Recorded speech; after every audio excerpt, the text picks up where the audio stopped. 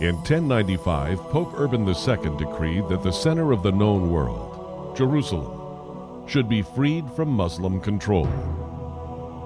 Spurred by religious fervor, warriors marched unabated across Europe towards the Holy Land, leaving death and devastation in their wake. In the end, upwards of 30,000 Muslims and Jews were massacred in Jerusalem alone. This was called a holy war. These were the Crusaders.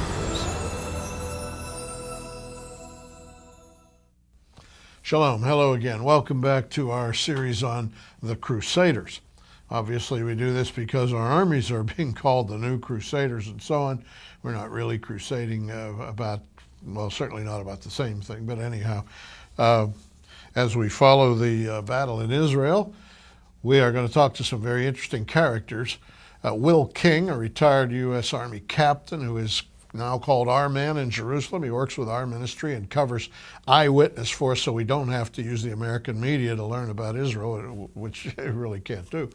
And Gerald Schroeder, who's been on our program before, lives in Jerusalem every day and has quite a clear view of things going on over there. First of all, we went right to the Knesset to discuss the situation, that is Israel's parliament, with some interesting observations. Here to location in Jerusalem. We are here by the Israeli Knesset to establish that this government, this nation, is here now and has been and will be in the future because the new covenant depends on Israel being a nation. Jeremiah's announcement of the new covenant, the prophecy of an age where God will forgive their iniquity and remember their sin no more, is a very important passage. It's in Jeremiah 31:31. Of course, it's where the Lord makes a new covenant with the house of Israel and the house of Judah. In this manner, not according to the covenant I made with their fathers on the day that I took them by the hand to bring them out of the land of Egypt. He says it's not like the law. And he ends up saying that I will put my law in their inward parts and write it in their hearts and will be their God and they shall be my people. That is, of course, to be fully realized in the kingdom to come. And then he says, the great passage, for they shall all know me from the least of them unto the greatest of them, saith the Lord, for I will forgive their iniquity and I will remember their sin no more. Now that is the faith of the believers in a nutshell. God forgives our iniquities and remembers our sin no more because Messiah, of course, died to pay for those sins.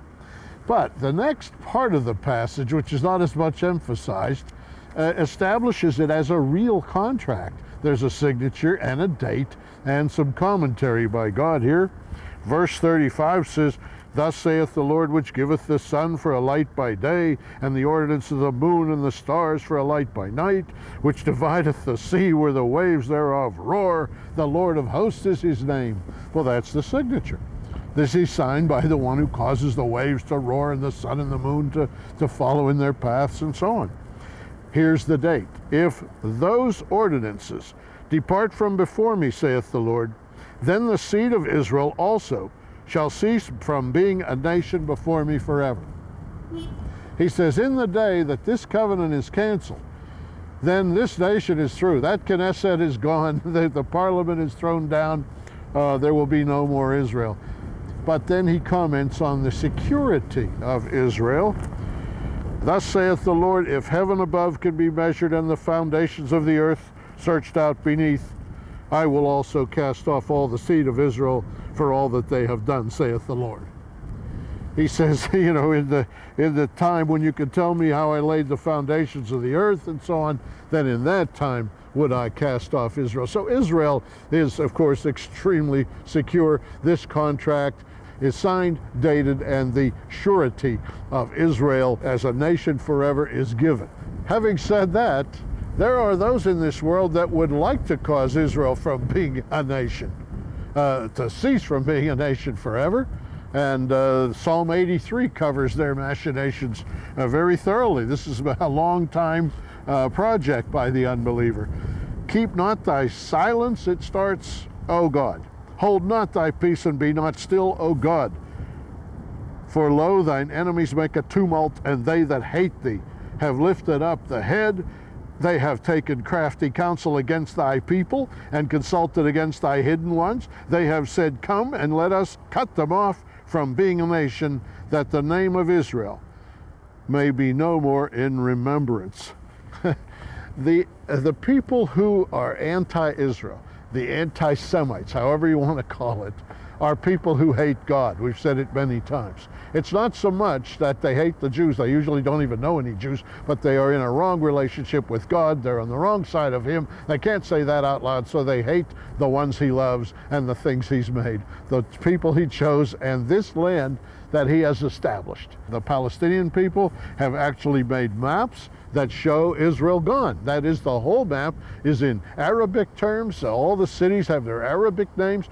One map that we found here has the city of Tel Aviv, nearly 1 million people, and the suburb of Jaffa, a couple of thousand, I don't know what, a few blocks of Arab people. And on the map, Jaffa is featured as the city with a circle, and the name Tel Aviv is just written out in the sea with no reference to anywhere on the coast and so on.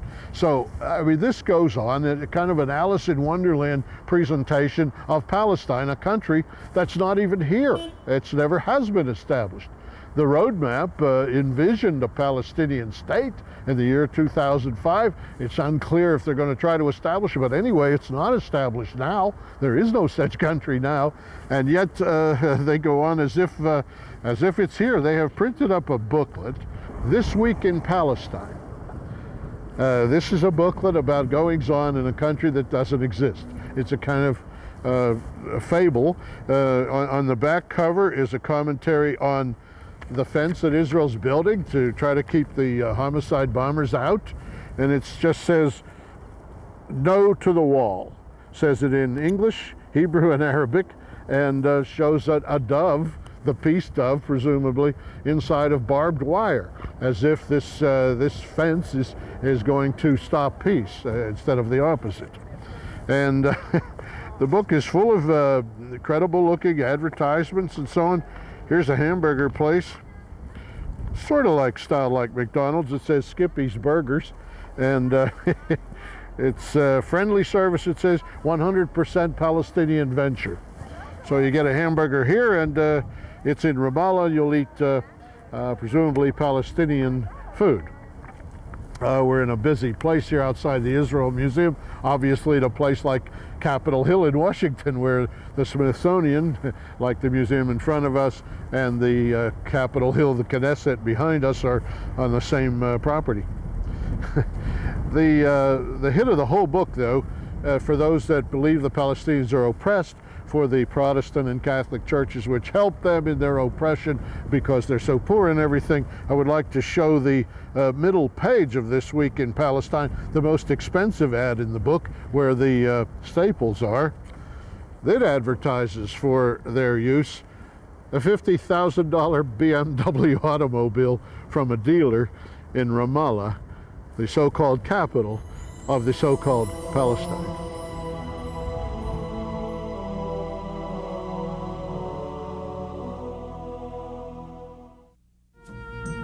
Ask for our free monthly newsletter, The Levitt Letter, and our catalog with videos, books, and music.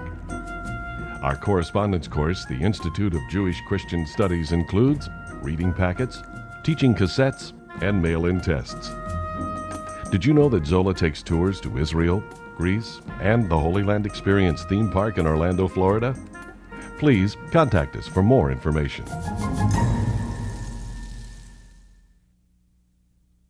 I have another issue of This Week in Palestine with the Lebanon native dress and the usual expression of suffering, and also the usual advertisement for the BMW in the centerfold ad. You may be paying for those cars. If you're in a denominational Protestant church, check whether your bishops or whoever are not sending your tithe money to support this non-existent country.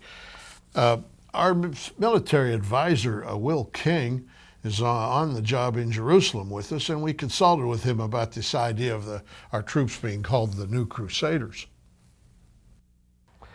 We began our preparations for this series really at the British Museum in London. We went there to look at principally Crusader things, We started with the Rosetta Stone, which was a stone found in Egypt with 3 paragraphs on it in different languages, and it was used as a key in the translation of ancient languages. It led to finally down the line even to translations of the Bible and so on. But in any case, it made Scripture available at least to a priesthood, and this was part of the inspiration of the Crusades to come down here to Israel and recapture the Holy Land, which the Bible attests is Israel, from the so-called infidels, the Arabs and the Jews who lived here.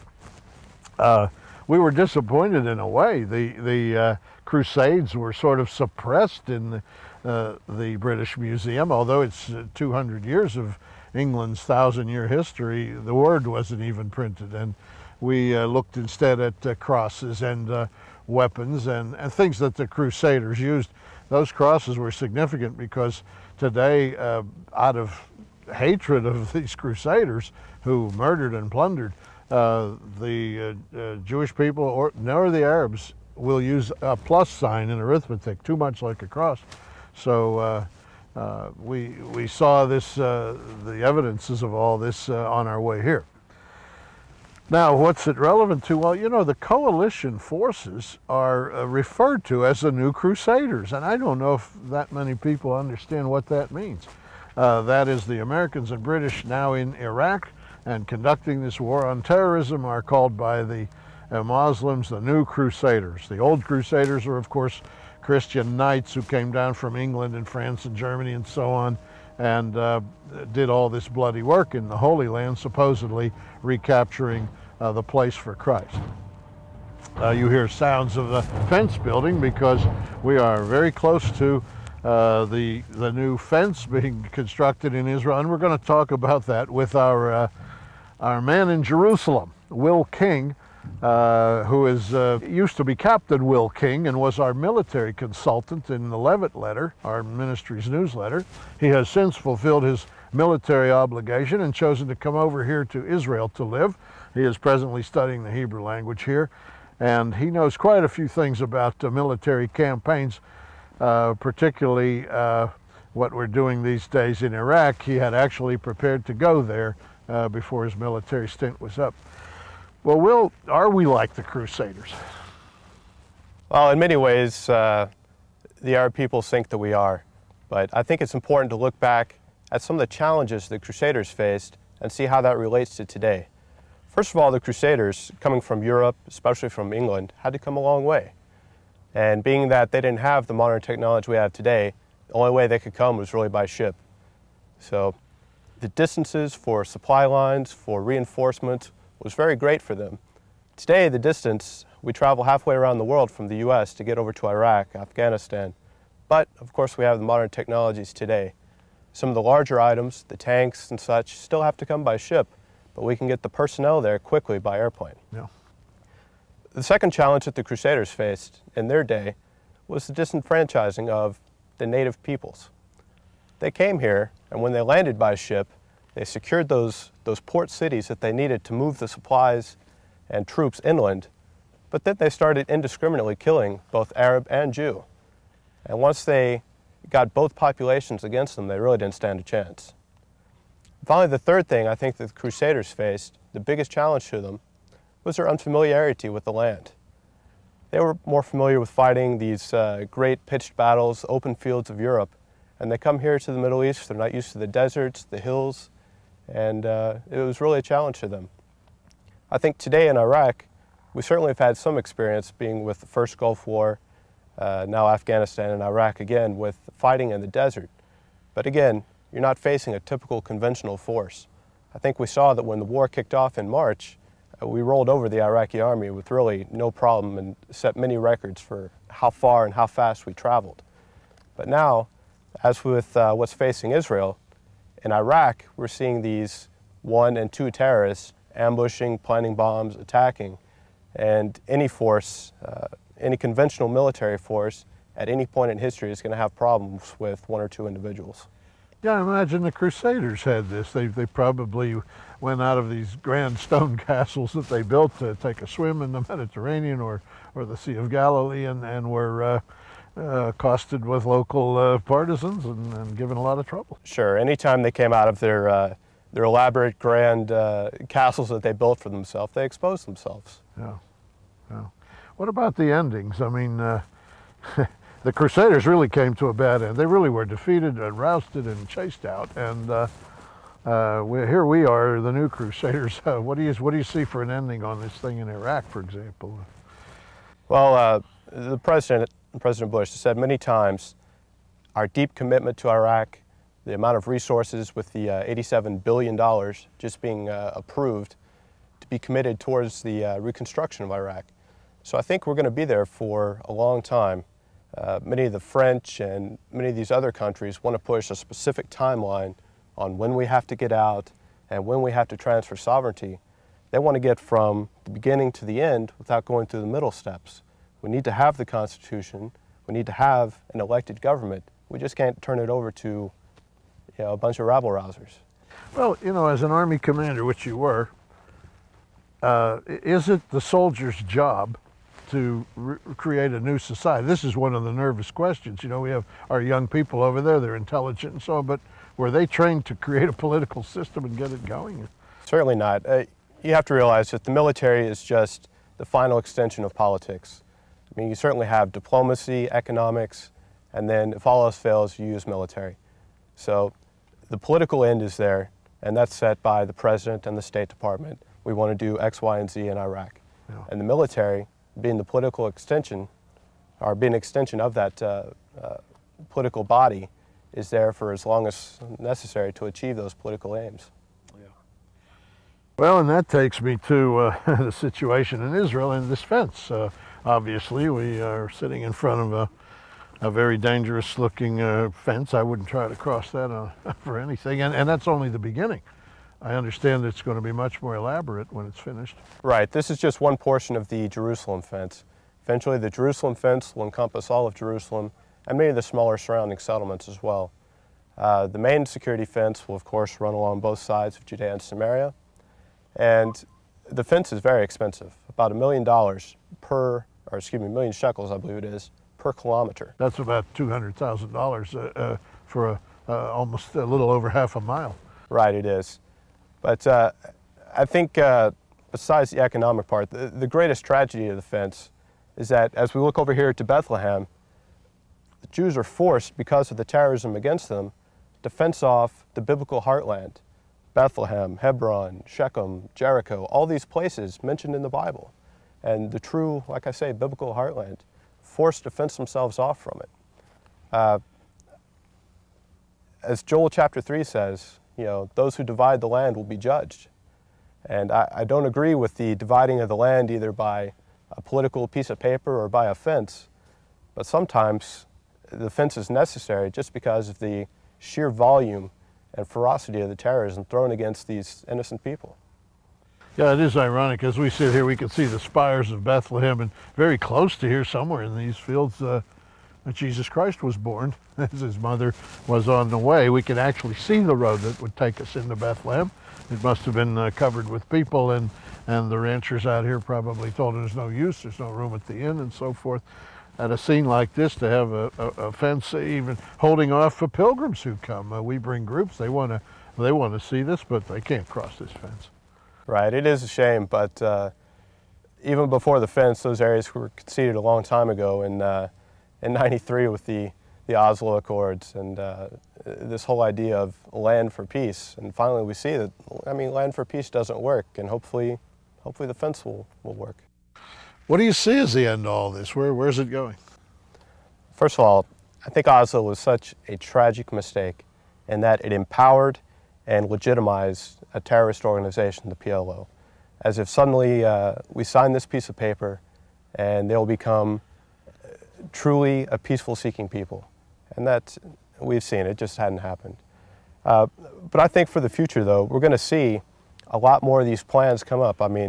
You've seen the Mitchell plan, the Tenet plan, the list goes on, and finally we've just had the Geneva plan come out. Again, it's no different. It's just give them everything and maybe they'll like us. These types of things won't work. The only plan that's going to work It's the plan that's been laid out for thousands of years that's in the scriptures. Okay, and you mentioned the biblical plan. You're a Bible reading guy. Where's that going? How soon? Where are we? How soon? Well, it wasn't yesterday. It could be today. It could be tomorrow. We don't know. But certainly we feel as if we're very close now. And to the coming of the Lord, exactly, to the tribulation, exactly. to all of the ending. Yeah. Exactly. And I think many scholars will say the signs that we have seen, wars in Iraq, the Jews' return to the land, there are many signs that indicate fulfillment of several prophecies. So we're very close, I believe. Yeah.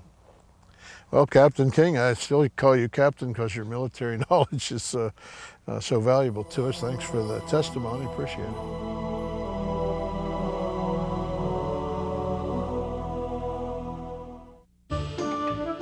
Explore the Bible. Experience Jerusalem.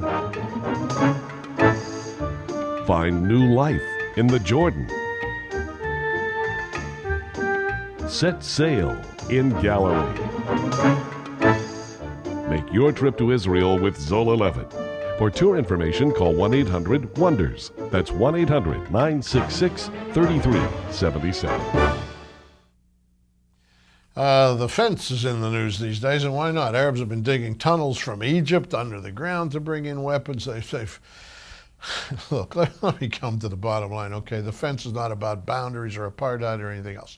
It's three reasons. Keep out the murderers, keep out the murderers, and keep out the murderers. No country can live with people murdering innocent civilians. It's just that simple. Israel doesn't want to build a fence. It's across their own land, and it's very expensive and so on, but they must keep out the murderers. More murderers in Saudi Arabia are trying to get nukes right now from Pakistan in order to kill more innocent civilians in Israel.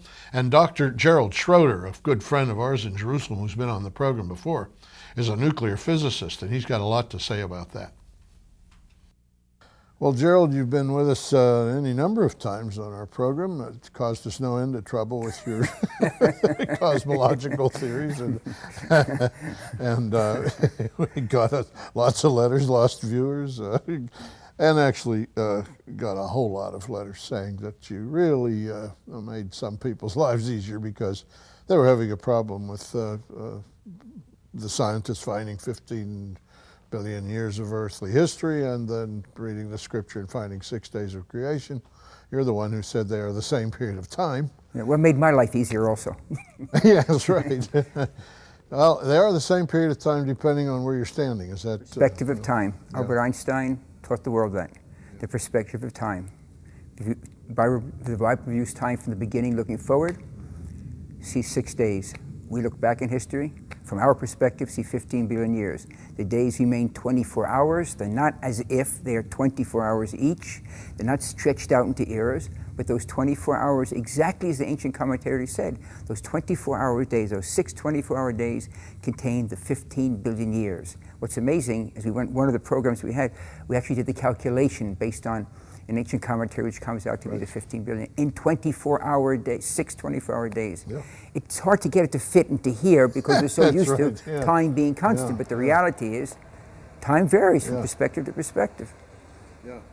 The noises we hear are road machines, ironically, building the fence around, we are on the border of Bethlehem and Jerusalem, and Bethlehem has proved to be a source of terror strikes and shooting and so on. So the fence is going through here, and as we've been making the programs here at Kibbutz Ramat Rachel, we are hearing these machines. So it's ironic because I got you here not so much to discuss the Genesis, where our people, by the way, can get the book Genesis 1, which we wrote together, which is kind of a digest of your brilliant idea. I think it's a brilliant idea. Well, thanks. Yeah. Some of my people, as you know, I've told them email you. They come up with their questions. But still, I brought you here because you're a nuclear physicist and you understand nuclear explosions and you have witnessed nuclear explosions. It was your work. You were a professor at MIT and you went out and well, what I wanted to ask you about is that now we're having a proliferation of nuclear weapons, even in Muslim nations such as Iran. At the moment, we're debating back and forth, asking and not getting clear answers to their nuclear program. Pakistan has nuclear weapons. Yeah, already, I mean, yes, they are. Yeah. They have them, and now they're wanting to sell them to Saudi Arabia. Yeah, that's a new card in the deck. That's something we hadn't foreseen, this transfer of nuclear weapons from one Muslim country to another. It's a devastating change of reality if it takes place. We can only hope that American intelligence and Israeli intelligence will know on what truck or what boat or however it's coming and be able to intercept it. I mean, I can't see another way. The way that about 2 years ago we intercepted that huge arms shipment, and it was James Bond, right, in reality. Yes. Our commandos entered that boat in the middle of the night. You read the stories, they were almost vomiting over these little attack rafts, really, to reach in the open seas. Yes. Can you pull that stunt twice in the world? It's not guaranteed. And God forbid that nuclear weapons enter the Middle East. It's going to be I mean, having seen six detonated, I would say, work for peace and pray for peace, because there's a lot of power in a few grams of uranium. Well, the rest of our interview with Dr. Schroeder will be on the next program. Obviously, the stakes rise exponentially when the Arabs get bigger and better weapons. They're attacking Israel. They're, of course, attacking us if they can. They're attacking anybody. Any civilized person has to die. And they will murder them if they can. It's very necessary for us to understand that there was a Muslim takeover of the Middle East since the 7th century. 22 nations fell. Israel is number 23. We're obviously number 24, unless you count the nations of Europe, which fell a while back to Islam. And we have to do something. We simply have to, or else civilization as we know it is gone. Shalom, Shalom, Yerushalayim. Pray for the peace of Jerusalem. Our offer on this program, Israel's Right to the Land. Just as the title implies, this powerful booklet answers head-on the question, what right does Israel have to its land? Israel's Right to the Land pulls abundant evidence from the Scriptures and directly addresses the 12 key issues that resolve this topic once and for all. Order one or multiple copies of Israel's Right to the Land. And you may also call toll-free for our colorful monthly newsletter, The Levitt Letter. This free publication includes Bible lessons, insightful news commentary, Hebrew lessons, and personal notes from Zola. Call 1-800-WONDERS. That's 1-800-966-3377. Or write to Zola, Box 12268, Dallas, Texas 75225. You can also see our Levitt letters, TV programs, and national airing schedule at www.levitt.com. Please remember, Zola Levitt Ministries depends on tax-deductible donations from viewers like you.